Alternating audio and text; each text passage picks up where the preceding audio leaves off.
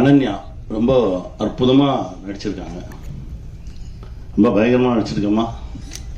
நானே முந்தா நாள் தான் படம் பார்த்தேன். ரொம்ப அற்புதமாக நடிச்சிருந்தாங்க. ஏன்னா அது நான் கண்டுபிடிச்ச பொண்ணு. அது எப்படின்னா சசி இருக்கானே எதை கொண்டு வந்து நிப்பாட்டினாலும் நொட்ட சொல்லுவான்.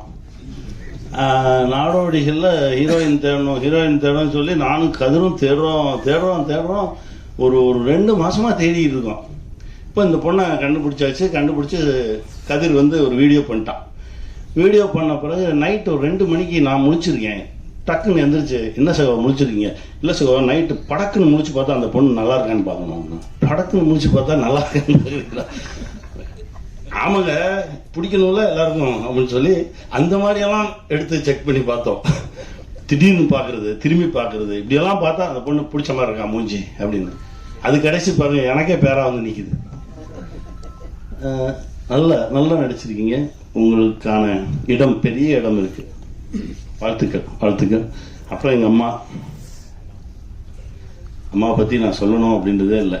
அப்படி நின்னாலே அது அப்படி இருக்கும்.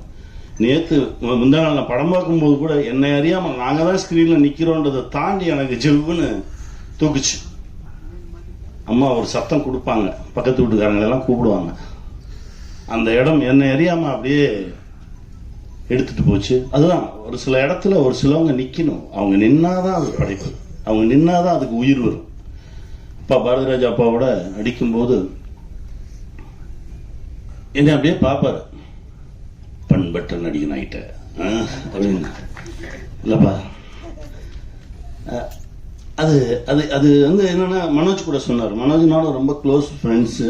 மனோஜ் படம் பார்த்துட்டு சொன்னார், இல்லடா நீ அப்பா கூட நிற்கும் போது அவரையே பார்த்து ரசிச்சுக்கிட்டே இருக்கடா, அது தெரியுதுடா அப்படின்னு. வேற என்னடா பண்ணுறது?